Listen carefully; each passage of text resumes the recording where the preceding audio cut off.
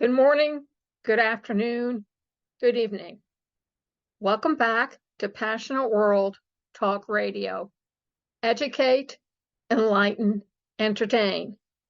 And this afternoon with host Lillian Caldwell, we are going to discuss briefly the Constitution, the Second Amendment, and then some commentary. Due to the unfortunate incident that happened this week when two teens decided to fight each other, not with their fists, not with karate, but with two guns. Over 10 people were injured and shots were fired, and they were accosted, and it turned out to be an argument between these two teenagers. So what does the Constitution have to say about the right to own guns? Yes, it was established by our forefathers in the Constitution that we have the right to bear arms. But is that all there is to it, or is there more to the story? The Second Amendment to the Constitution is law, verbal law, who identify with Americans having the right to bear and own weapons and to use them. And every time there's an atrocity with guns involved, whether adults, teenagers, or even young children, there's controversy and debates between the people, the government, and the National Rifle Association about what part of the Constitution really justifies for the civilians to bear and own weapons. There are many interpretations to the Second Amendment. So what does it really say? It reads as follows: a well-regulated militia, being necessary to the security of a free state, the right of the people to keep and bear arms shall not be infringed. So what exactly does this mean, and how is it interpreted? Because each person who reads that paragraph has a different version of what they believe the Second Amendment means. The National Rifle Association states bluntly, it's the right for anybody to bear arms to protect themselves. Well, that's good, but it's rather broad. Protect themselves from what? We have a standing militia. We have the Army, we have the Marines, we have the Navy, we have the Reserves Unit, we have a federal Army. So what exactly are we protecting ourselves from? We have military police, we have the FBI, we have policemen. So why are we still bearing arms? Because when the Constitution was put together in the late 1800s, it stated that we had the right to bear arms and to use them. Unfortunately, it didn't stipulate at what age. It did not say whether the person was of sound mind and body. They didn't say for arguments, disagreements, drunken rages. They didn't indicate whether it was for suicide or for protection or to just kill somebody because you felt that they needed to die. So how does that affect you and what you believe it means to you? According to some people, the amendment meant that since the people who put our great nation together held long-standing suspicion of a standing army influenced by the wars of Great Britain, that they wanted to protect the people in our country and in their individual states and cities and villages against any possible encroachment of power, and not believing that their new government could do that all by themselves. It was okay for the citizens to carry weapons. Side note, do you agree with a recent ruling that teachers have the right to bear arms once they go through a training course and bring their revolvers with them to class and have them in plain sight of the students? So if there's any trouble, they can use that weapon on their own students? Because let's face it, a lot of these shootings in our schools are done by the students who go to that school. There's no age limit on handling a firearm.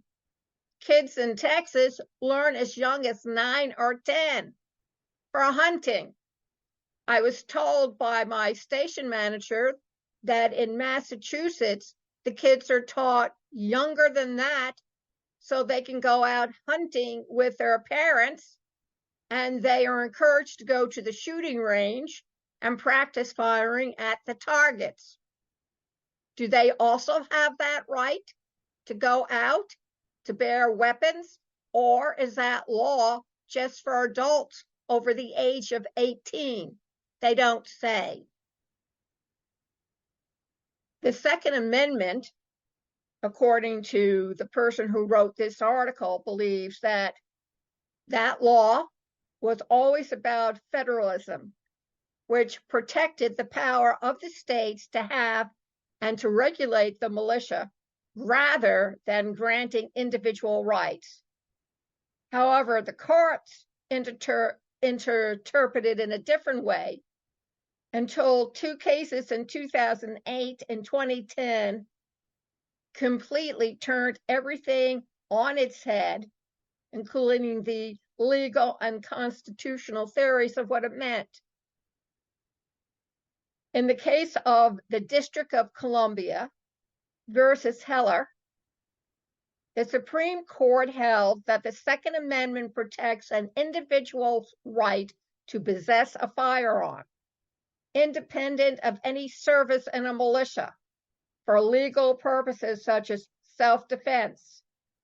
In a subsequent case, McDonald versus Chicago, the court extended this protection against bans by all state and local government. These two cases established the individual right to gun ownership for the first time, but importantly, they were only applied in relation to absolute bans. The Supreme Court continues to allow almost all restrictions on firearms short of an outright ban. It is the politics of gun regulation in the U.S. The Second Amendment is a political symbol rather than strong legal protection. An understanding of where guns are in American culture is needed to fully understand the issue of gun regulation. The General Social Survey found that gun ownership has declined from 49% of households in 1973 to 34% in 2010, though the Gallup opinion poll reports a lower figure, unchanged from 1972 to 2010 at 43%. A substantial number of American households own a gun.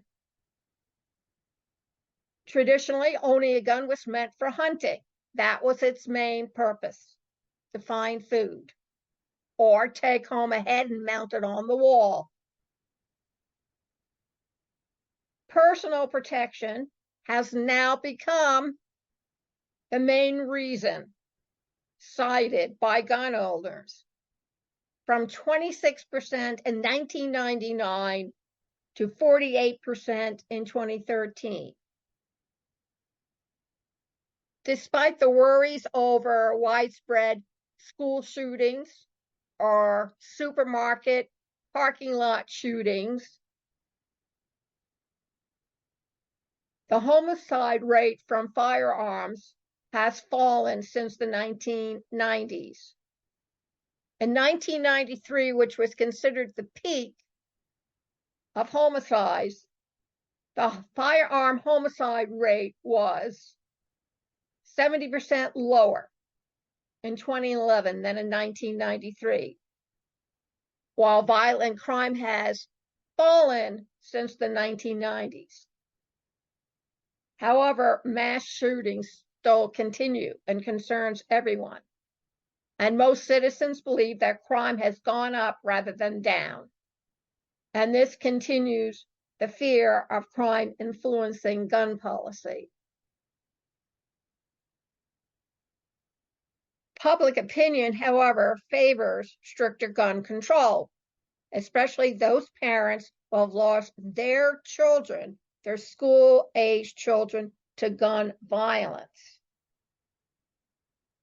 So what is more important? Gun ownership or protect your gun right? Now, we do have laws in place that limit the way a person can buy a gun. However, the crazy still seems to obtain them. It doesn't help that we now have the internet and people can do research via Google and find out how to put together a gun, i.e. the ghost gun.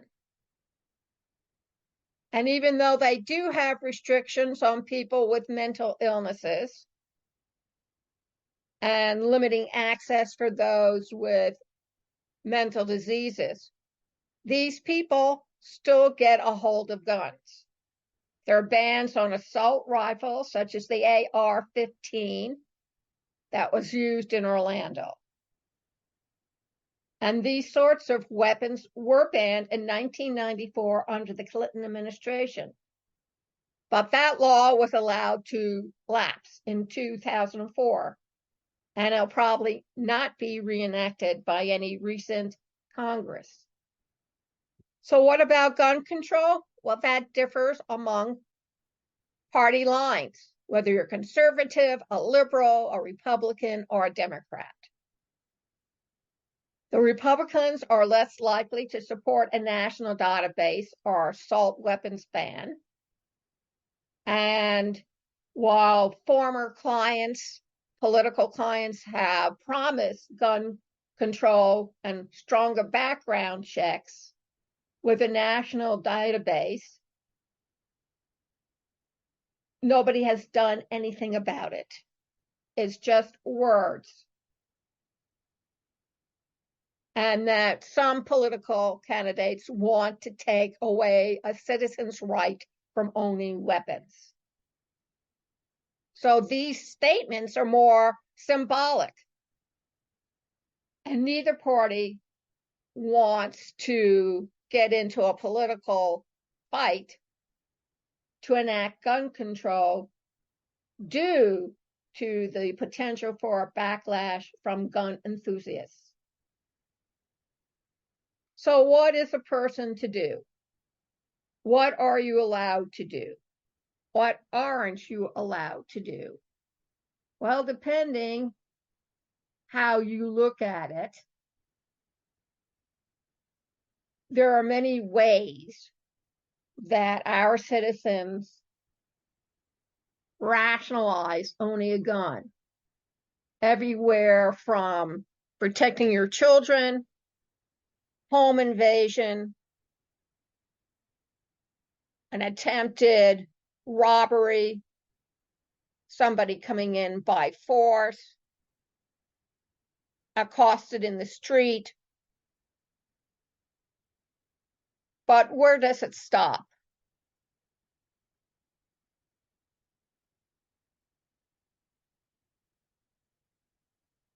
something for you to think about. Would you want your child to learn how to use a gun at the age of 2? Who is he going to fight? What is he going to be using the gun for? I believe that if you're going to own a gun at hand, you need to teach your children and your spouse the proper safety procedures one must be held responsible to. And that to make it very clear that guns are not water pistols or fake. Guns hurt people. People kill with guns. And you need to educate your children with the understanding that there's a reason why daddy or mommy lock up their firearms at night so that no one can go in, pick the lock, and secure themselves. What a shining, nice little toy. Look, it's pink and matches my sneakers. These are weapons of mass destruction. Right up there with the bombs, the drones, cannons, anything that destroys and takes away life. So what is a person supposed to do? Well, a person needs to be knowledgeable of how to use a weapon and how to use it properly. And the other thing that a person is responsible for is to make sure they separate the bullets from the gun. In other words, you're not going to store your gun and your bullets in the same place. You're not going to leave a loaded gun lying around on a coffee table. And when your kids play those video games or watch Cowboys and Indians on TV, make sure that they understand that this is make-believe. And then in real life, somebody gets hurt. My call to action is A, listen to this full, lest we forget - historical, the Second Amendment for gun control, and then form your own opinions and make sure the information you get is correct. It's not word of mouth, by mouth, or an opinion expressed by somebody.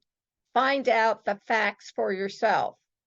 Or better yet, write a letter to one of the parents who have lost a child when their son and daughter were killed at school, and find out firsthand how it feels to lose your son and daughter like that. Guns are not for play. They do serious work. Be aware of that. Another call to action. Become involved with your community. Find out what you need to do in order to protect your children and their friends from casually finding your revolver and the bullets, pointing it at them and pulling the trigger. During the 50s, air rifles were popular. And if your parents could afford it, they would go out and buy you one. One of the first lessons my brother and I learned was you never, ever point a gun at a person. It's always muzzled down to the ground. And that is something you will need to make sure that your children understand. Do you have a topic you want heard, discussed? Unless we forget, text us, 484-364-1032, name, email, phone number, and the topic, and we will get back to you within 24 to 48 hours. Shy about texting? There are comment forms on our website, https://passionateworldtalkradio.com. Again, leave your name, your phone number, your email, and what topic you would like to hear discussed, and we will discuss it. Thinking of becoming a podcaster? Passionate World Talk Radio is looking for a few good, passionate people who have something to say. So please, again, contact us. You can find us on facebook.com/passionate world radio. You can find us on twitter.com/PWT radio. And again, fill out a comment form or just text us 484-364-1032. Do you want to empower your voice? Of course you do. Well, there's a book out that tells you exactly how to empower your voice. The old title was Gold Nuggets Podcasting, and now is Digital Strategies for Podcasting by Vicki Esther Chang and myself, Lillian Caldwell. You can find it at Amazon.com.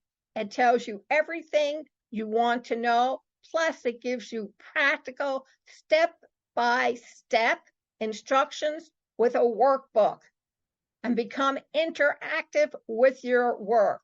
The upshot is you may even get an introduction to a live internet talk radio station by doing a 6-month internship and eventually becoming a permanent host on Passionate World Talk Radio. Thank you very much for listening today, and remember, podcasting is more than just speaking into a microphone.